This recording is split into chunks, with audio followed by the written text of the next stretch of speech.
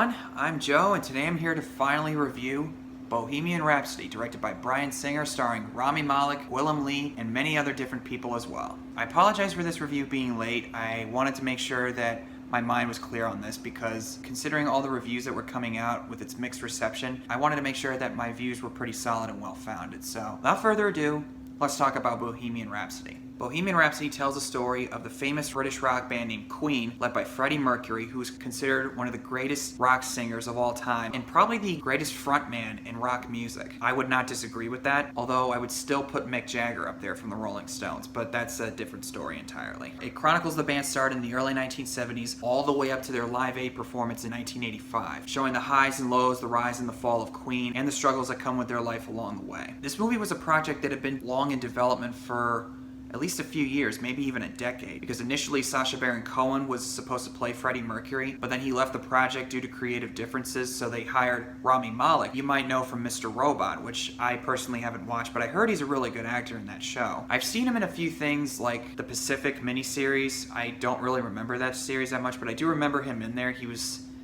a bit of an oddball. He was also in an episode of season 8 of 24, but he was also in Larry Crown with Tom Hanks and Julia Roberts. But the first thing I saw him in was The First Night at the Museum, where he played King Akhman-Ra, and now here he is playing the legendary Freddie Mercury, which, leading up to this movie, when I heard that they were making a movie about Queen a few years back, and that Sacha Baron Cohen was going to play him, I thought that would be awesome. Queen's music is great. I love that music. It's no surprise coming from me, but Queen is right up there with some of my all-time favorite rock bands or musical acts, whatever you want to call it. When you hear songs by Queen, it's practically its own genre. You know that it's a Queen song, like from Bohemian Rhapsody to Don't Stop Me Now, Somebody to Love, You're My Best Friend, Fat Bottom Girls, Bicycle, Another One Bites the Dust, you name it. In fact, I can still remember the first song I ever heard by Queen. I must have been at least 5 or 6 years old. It was We Will Rock You. It had to have been either on the radio in the car when I was in the car with my mom or my dad, or maybe they had it on a CD. I have no idea. But that was the first song I can remember hearing by Queen. And in case you guys are wondering, my two favorite songs by Queen, Bohemian Rhapsody and Don't Stop Me Now.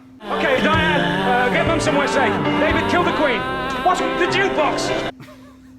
Oh, God. I can't hear that song and not think of Shaun of the Dead. One of these days I'm going to review it, so stay tuned for that. The build-up to this movie was quite exciting for me, personally, because the trailers, oh my God, the trailers are amazing. The remixes of certain songs by Queen and the way they sync the clips up together with the music, I got excited. And even my mom, who's a big Queen fan, and she was just watching it going, we gotta see this now. The hype was definitely real. And then the reviews started coming out and people were starting to say, yeah, it's not that good. But Rami Malek's good though. But overall, this is getting a very mixed response from people. A lot of people saying it's too by the numbers and too light. It doesn't go deep into the psyche of Freddie Mercury. It doesn't really go deep into the dirt about his dark side with his struggles with his sexuality. So it was a little disappointing to hear, but I still walked into it with an open mind because every movie deserves a chance, and I've seen quite a few biopics, and a lot of them are so-so or not that good, but usually the lead actor or actress does a really good job, and there's very few biopics that have been able to really hit it out of the park. And having seen this movie, I have to say, I quite liked it. I thought it was a really good time. Definitely not a great movie. There's a few things that I definitely think that are wrong with it. I do understand why people don't like it. I'll get to those in a minute, but I have to say, me personally, I was alright with it. I rolled with the movie anyway. Plus, it covers at least 15 or 20 so years. You can't cover everything within a 2.5 hour time span. It's just not going to happen. Unless you're doing a 30-part miniseries on Netflix or a 10-part miniseries on HBO, it's not possible to cover that much time. And I think that they did the best job that they could with it. This is also directed by Bryan Singer, who you might know as the director of the first 2 X-Men movies and Days of Future Past, and other films like The Usual Suspects and Valkyrie, but also there was some controversy surrounding the allegations towards him. Look, regardless of whether or not he did that, I don't know if he did do that or not. I don't like to get into that stuff, and I don't want to make this video about all that, but I personally thought he did a really good job, even though he left the project when it was almost complete and Dexter Fletcher had to come in and finish the rest of it up. I overall think he did a solid job with the direction. The concert scenes, particularly the Live Aid concert at the very end, I mean, I don't really think it should be a spoiler, but if you don't know Queen's history, that sequence when they're at Wembley Stadium playing in front of that crowd and Freddie Mercury's just doing the whole ayo, ayo, ayo, ayo, ayo, and the crowd's going along with it, it just floored me. It was amazing. And the other concert scenes that they show, like when they're playing throughout America and Europe, and seeing him compose himself on the stage, doing all the movements that Freddie Mercury was known for, like swinging the microphone pedestal this way and that way, and just in a lot of ways like a great concert film. Speaking of which, as many people have pointed out, Rami Malek is fantastic in this movie. He is incredible. He crushes it. I always thought that the guy was not that bad of an actor. Granted, I haven't seen Mr. Robot, so I don't know. Some of my friends have seen it, and they told me it's really good. It's really easy to say that, oh, that guy's just doing an impression of so-and-so, or that lady's just doing an impression. Not true in this case. He really commits to this role, and I bought it 100%. It was similar to Daniel Day-Lewis as President Lincoln from Spielberg's Lincoln about 6 years ago. He disappears. You don't even see the actor that's playing him. Okay, yeah, he doesn't look exactly like Freddie Mercury, but his personality, the way he interacts with his bandmates and other people, and also his wife, Mary Austin, I personally believe that it was Freddie Mercury back from the dead. Although I have to say, this one scene right here.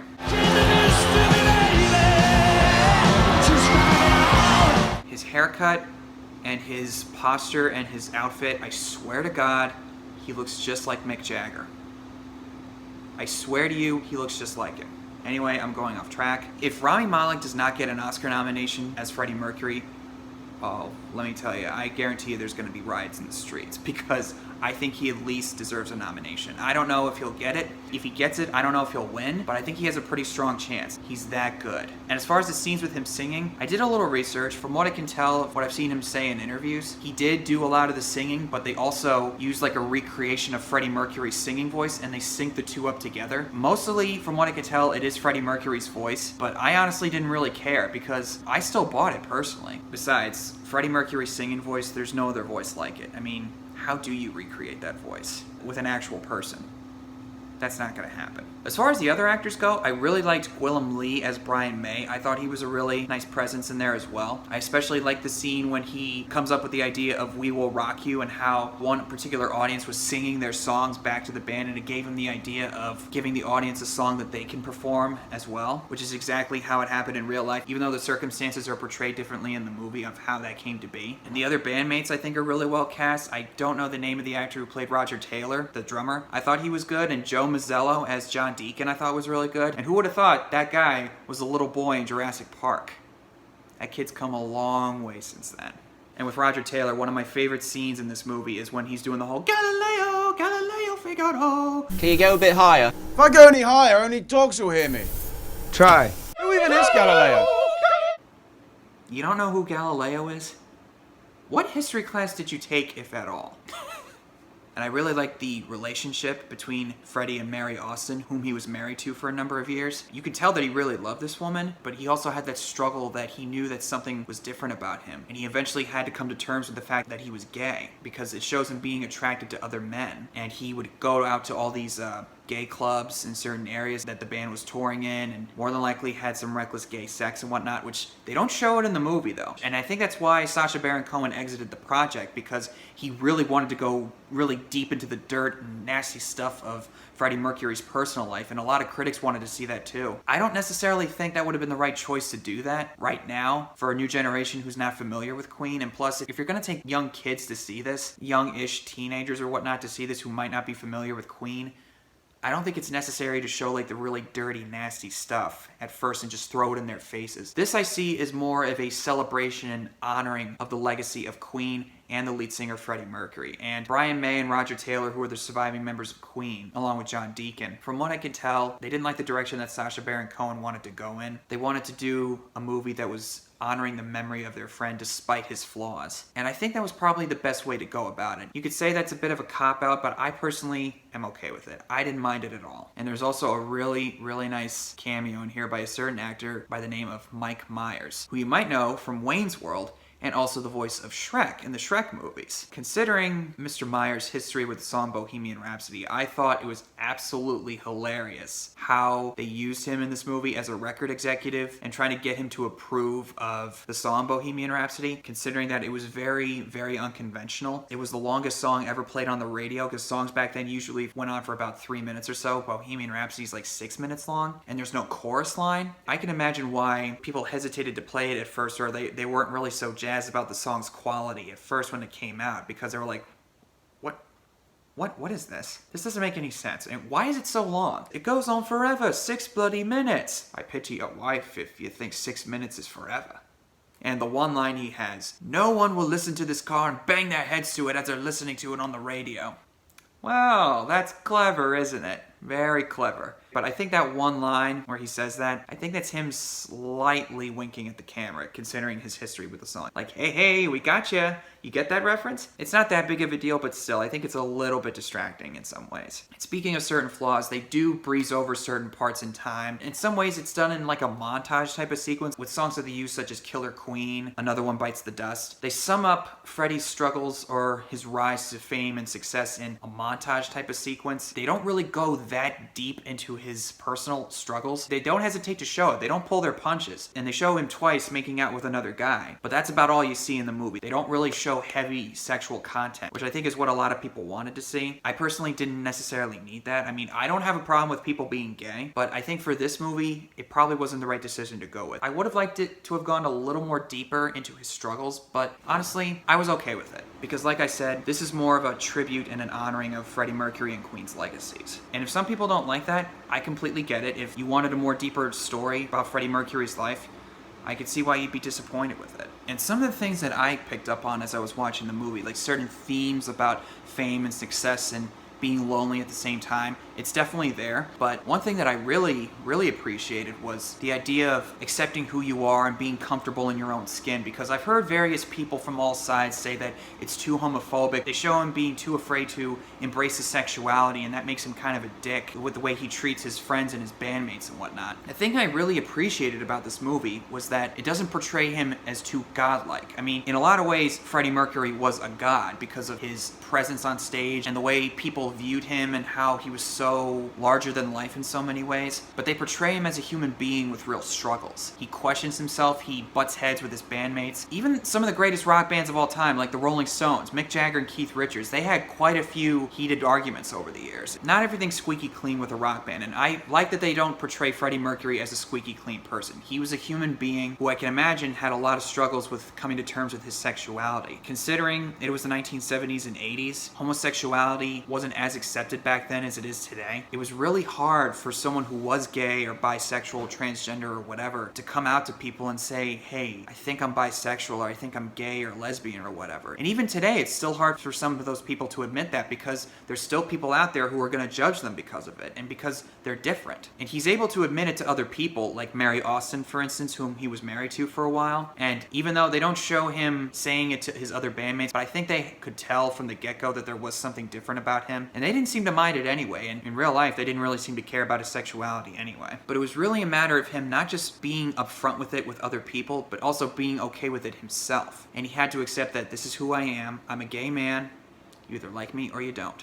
And I really like that, because it's really hard to be true to who you were meant to be, because you're always afraid of what other people are going to say about you. I've experienced that myself this past year, considering some of the life choices that I've had to make, and that didn't really sit well with some other people, but that's besides the point. But it shows you that even Freddie Mercury was a human being who, I don't doubt, had a hard time accepting with himself, not just with other people, that he was gay, and there was nothing he could have done to change it, because he was born that way and he was meant to be that way. And the final shot of the movie when they're all standing on stage at Wembley, and the way the frame freezes and you start to hear Don't Stop Me Now start playing, and then it goes into the credits showing that the real Freddie Mercury singing Don't Stop Me Now on stage, I found it to be kind of powerful, and I really wish that guy was still alive, because I would have loved to have seen that guy on stage. If I could get Doc Brown's time machine and go back in time and see him on stage in person, oh, there's no words for that. Overall, despite it breezing through certain points in time, and I also would have liked to have seen more of the band interactions between Freddie and Brian and Roger and John, I think this is a really well done biopic. And that's not something that's easy to do. And if you're someone who's not really interested in seeing this because of what Bryan Singer's been accused of, I'm not going to argue with that.